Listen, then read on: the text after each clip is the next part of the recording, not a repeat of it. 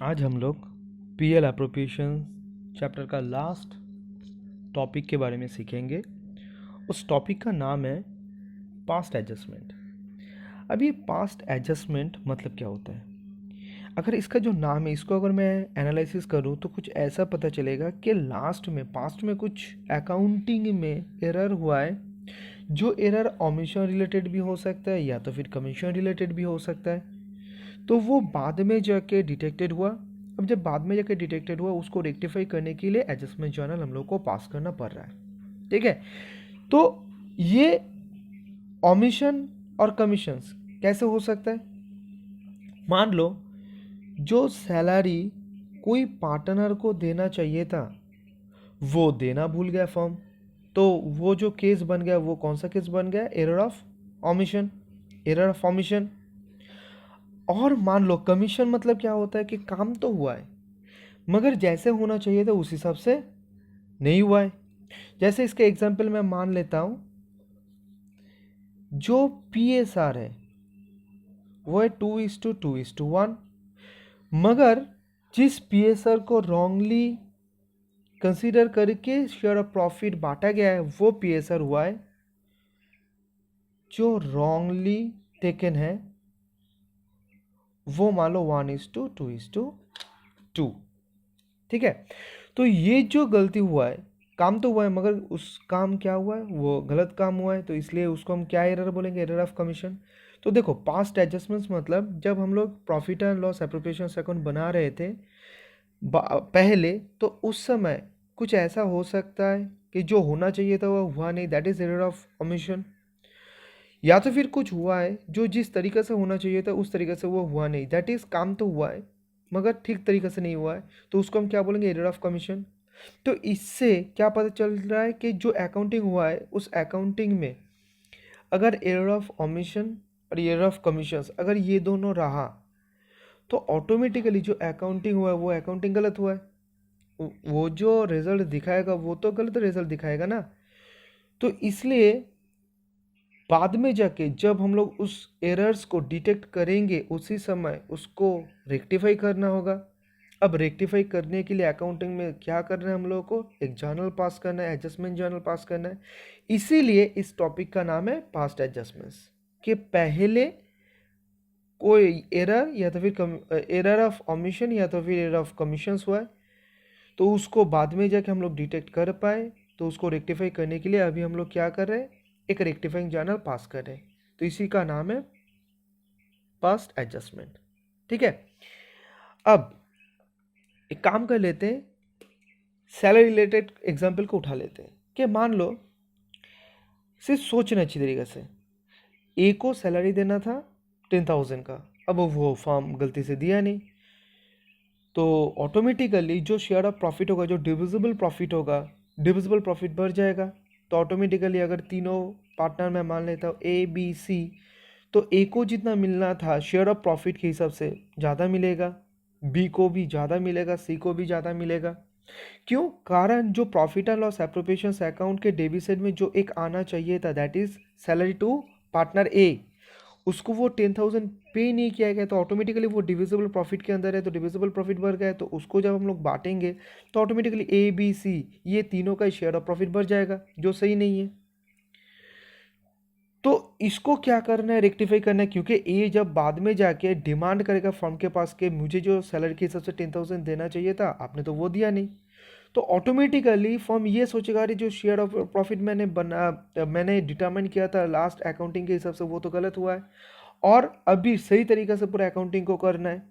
ठीक है, तो ये क्या होगा? ये एग्जाम्पल हुआ ओमिशन का। उस हिसाब से कमीशन का भी एक मान लेता हूँ, ये वाला एग्जाम्पल को लेके कि बाद में जाके मान लो पूरा काम अगर सही हुआ है या तो फिर गलत मान लेता हूँ गलत हुआ है, आगे भी कुछ एरर ऑफ ओमिशन वाला सिचुएशंस है, और क्या हुआ है लास्ट में जाके जो शेयर ऑफ प्रॉफिट को डिस्ट्रीब्यूट हो रहा है सब पार्टनर के बीच में, तो उस समय कितना रेशियो कंसिडर करना चाहिए था? जो एक्चुअल है 2:2:1, मगर उस समय गलती से कितना कंसिडर हुआ है? 1:2:2। तो जिसको जितना मिलना था या तो किसी को ज़्यादा मिला है या तो फिर किसी को कम मिला है, तो जिसको कम मिला है तो ऑटोमेटिकली वो तो बताएगा मुझे तो इतना मिलना चाहिए था, आप तो कम दिए। तो आप मुझे ज़्यादा दीजिए। अब जब फर्म उसको ज़्यादा देगा कि जिसके पास ज़्यादा चल चुका है उसके पास से लेके जिसको देना है वो उसको दे देगा, तो ऑटोमेटिकली जो ये दे रहा है उसके साथ साथ जो अकाउंटिंग हुआ है उस अकाउंटिंग भी को क्या करना है, उसको ठीक करना है। ठीक है, तो यही जो चीज़ है गलत हुआ है उसको भी रेक्टिफाई करना है। ये तो हम लोग ऑलरेडी सीख चुके हैं ना क्लास 11 में। जो चैप्टर था वो चैप्टर का नाम क्या था, रेक्टिफिकेशन ऑफ एरर्स।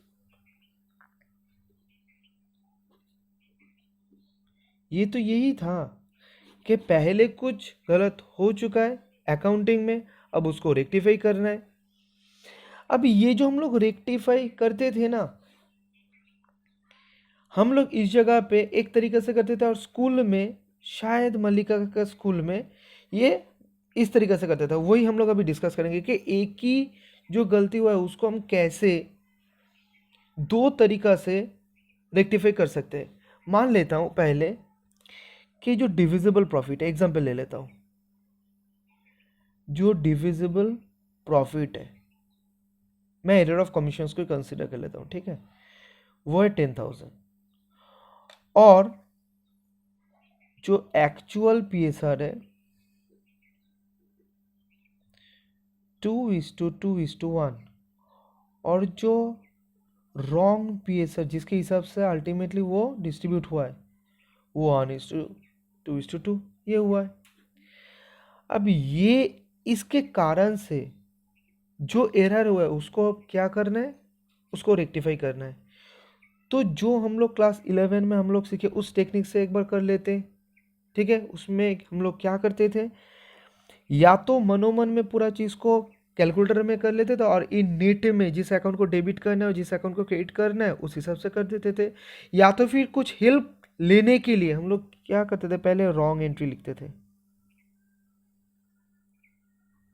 कि रॉन्ग एंट्री क्या हुआ है, PL appro account debit to A B C. बहुत अच्छी तरीके से सुनना, अगर ये समझ में आ गया ना, रिकैप हो गया ना, तो ये वाला जो टॉपिक है पास्ट एडजस्टमेंट्स बहुत इजी तरीके से हो जाएगा। तो क्या हुआ है, रॉन्ग में हुआ है, तो इस जगह पे आया 2,000, इस जगह पे आया 4,000, इस जगह पे आया 4,000। ठीक है, ये रॉन्ग एंट्री। अब हम लोग क्या करते थे, राइट कर लेते थे कि राइट एंट्री क्या होना चाहिए था, PL appro account debit to A B C. ठीक है, 10,000 इस जगह पे, क्योंकि देखो 2:2:1 तो 4,000 4,000 2,000। अब क्या है, हम लोग क्या करते थे, जो सही और जो गलत है उसमें जो कॉमन अकाउंट है उसको हम काट देते थे। तो ये भी सही है, ये भी सही है, बी भी सही है, बी भी सही है। अब देखो ए जो क्रेडिट होना चाहिए था 2,000 से, वो नहीं, जो होना चाहिए था 4,000 से वो हुआ एक्चुअली कितना, 2,000 से, दैट इज 2,000 कम है। और सी का जो क्रेडिट होना चाहिए था, दैट इज सी को मिलना चाहिए था 2,000, सी को मिल चुका है कितना, 4,000, दैट इज 2,000 से ज़्यादा मिल चुका है, और इस जगह ए को 2,000 से कम मिला है। तो हम लोग इन नेट में रेक्टिफाइंग जो जर्नल, जो हम नेट में नेट जर्नल भी बोलते हैं, उसमें हम क्या करेंगे, सी को कम करना है, सीस का कैपिटल अकाउंट को, सीस कैपिटल अकाउंट या तो फिर सी कैपिटल अकाउंट डेबिट टू ए का जो कैपिटल अकाउंट उसको बढ़ाना है, इसलिए उसको क्रेडिट करना है। तो इस जगह पे 2,000 और इस जगह पे 2,000, यही तो करते थे हम लोग। तो ये जो है इसको हम नेट जर्नल भी बोल सकते थे, क्योंकि अगर ये वाला सिचुएशन अगर कोई मनोमन में कर सकता है तो इसका तो कोई ज़रूरत ही नहीं है। अगर ये जो पार्ट है, ये जो रॉन्ग एंट्री हम लोग किए, राइट एंट्री हम लोग किए, अगर ये हम लोग मनोमन में कर सकते हैं तो इसका तो करने का कोई ज़रूरत ही नहीं है। डायरेक्टली हम क्या कर देंगे, एक ऐसा सिंगल जर्नल, सुनना बहुत अच्छी तरीके से, एक ऐसा सिंगल जर्नल हम पास कर देंगे जो जो भी अकाउंट रिलेटेड एरर्स है वो सब रेक्टिफाई हो जाएगा। ठीक है, तो इसको हम बोल सकते हैं कि single journal method. Single journal method सुनना बहुत ही अच्छी तरीके से। सिंगल जर्नल मेथड, तो ये सब कुछ करना नहीं है, क्या होना चाहिए थे, क्या हुआ है, तो कौन सा अकाउंट कम है, कौन सा अकाउंट ज़्यादा है, उसको लेके दिमाग में सोच के एक सिंगल जर्नल देके पूरा जो एरर है उसको हम लोग करेक्ट कर सकते हैं बाद में जाके, ठीक है। तो इस अप्रोच को हम क्या बोलेंगे, सिंगल जर्नल मेथड, जो हम क्लास 11 में हम लोग सीखे। और एक स्कूल में जो हुआ है वो कैसा हुआ है वो भी एक बार देख लेते हैं, ये वाला सिचुएशंस को दिखाते हैं। इस जगह पे क्या हुआ है, पहले जो रॉन्ग एंट्री हुआ है ये सेम एज ये तो रहेगा। उसके बाद एक ये वाला जर्नल, सेकेंड याद करो किसी का स्कूल में हुआ है मैंने देखा, उसके बाद रिवर्स किया पूरा चीज को, मतलब जो गलती इस जगह पे हुआ, जो रॉन्ग जर्नल हुआ, जो रॉन्ग जर्नल हुआ उसके कारण से जिस अकाउंट में रॉन्ग इंपैक्ट आया उसको पहले क्या कर रहा है, रिवर्स करके वो गलती वाला जो इंपैक्ट है उसको हटा रहा है। तो उसका जर्नल क्या दिखा रहा है, just reverse, that is ABC, debit debit debit, 2PL appro. तो इस जगह पे कितना था, 244 244, दैट इज 10,000। पहले ये किया था, पहले ये वाला लिखा रॉन्ग वाला, उसके बाद रिवर्स किया, उसके बाद क्या किया, करेक्ट वाला जर्नल, रेक्टिफाइंग जर्नल नहीं, करेक्ट वाला जर्नल।